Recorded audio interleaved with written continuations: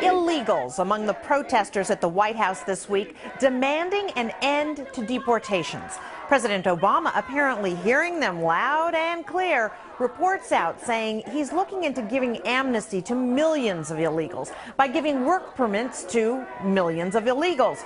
But will that take millions of jobs away from legal Americans?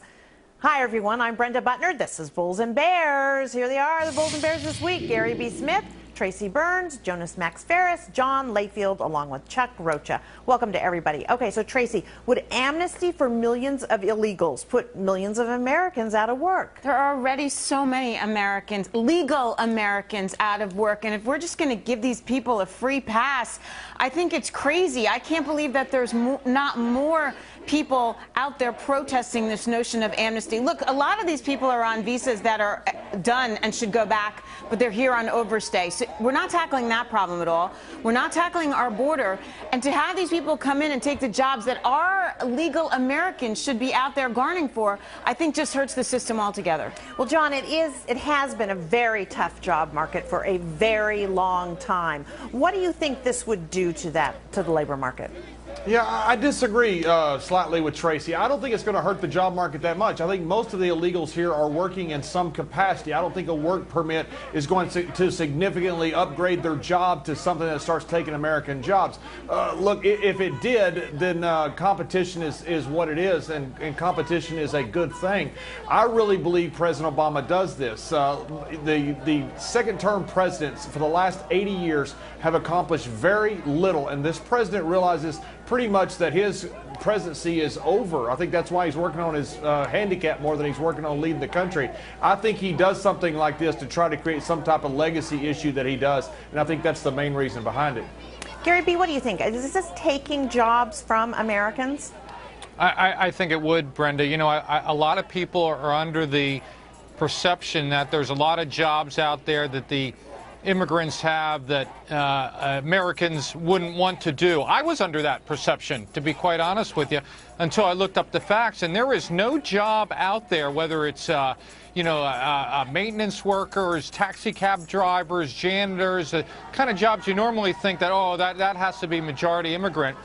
In every one of those jobs, the majority of those jobs are held by native-born Americans. So if you throw in these 5 million illegal immigrants, normally those are the kind of people that are paid the very least and sometimes very often below minimum wage. So simple economics has to say, if you now have 5 million more people competing for those same jobs, they're going to throw out of those jobs the slightly higher paid native-born Americans. That's the way it's going to be. Unless John is right and every one of those illegal people getting ready to be deported has a job, I think economics has to say it's going to impact the American worker. Well, except, Jonas, if they start paying taxes.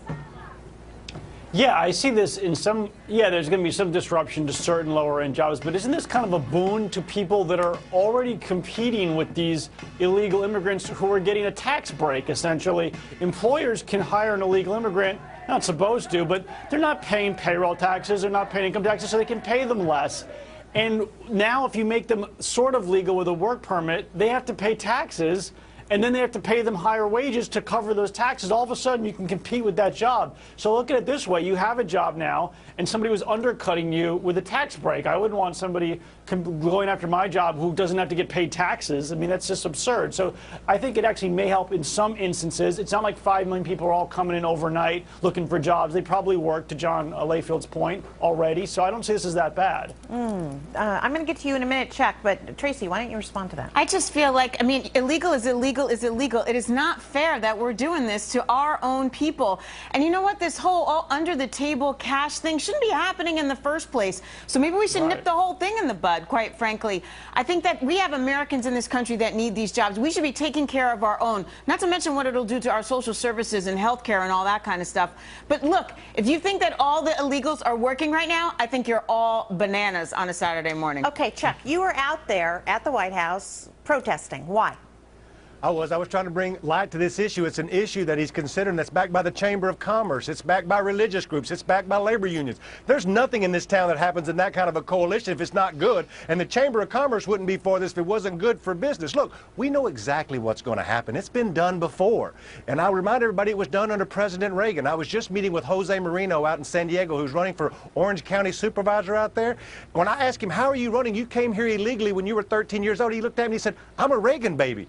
And I went on to go to Harvard. I have 4 beautiful children, and I'm a professor at the University of California. That's what this is about, and all of those people are paying taxes to pay for my Social Security, for your Social Security. We don't have to wonder what's going to happen. We've seen it done before.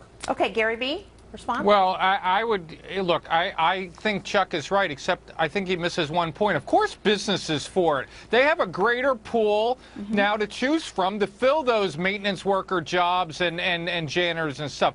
Who's representing, though, the non-unionized worker out there, the non-unionized taxi cab worker that was born here in the United States, has done everything legal, and now finds, oh my gosh, I have to compete with 5 other guys that may be paid less than me. I might be thrown out of a job. That's my issue. And John, at this point, this assumes that everybody coming in or everybody here has a job at this time.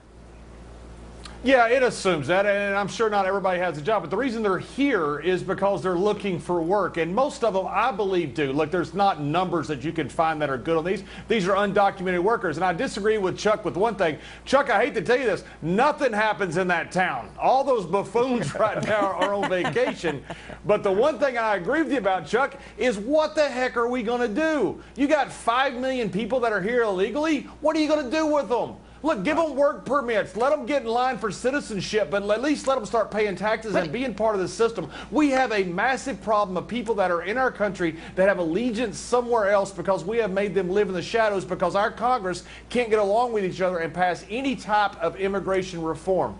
John, isn't that backwards, though? Shouldn't we secure our border first? Shouldn't we be locking everyone in, then grant the amnesty? Tracy, I agree with you, but to me, that's a separate issue. You got to secure the border. Every president since Reagan has said that. No president has done that. Then every president since Reagan has said the same thing, just like Chuck said. You got to deal with the people that are here. We can't ship them all back. We've got to do something with them here.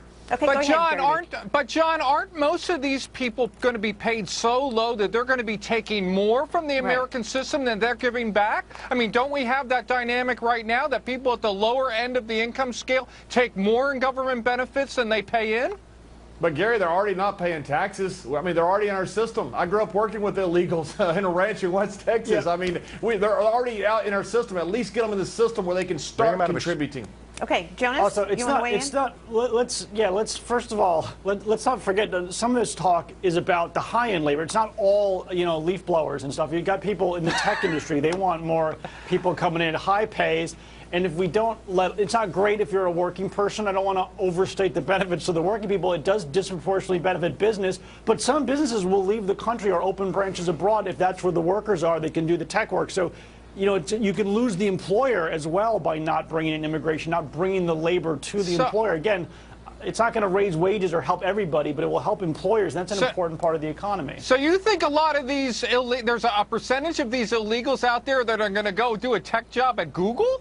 I question that, Jonas. Okay, I'm sorry. No, they can't bring in as many employees as they want. That's what they're trying to loosen up as well. I mean, they're not coming across the border of Mexico, but they want to come in from Russia and other places, other Eastern European countries, and work here. That's not, I think, what the president is looking at. But in any case, that has to be the last word. Thanks, guys.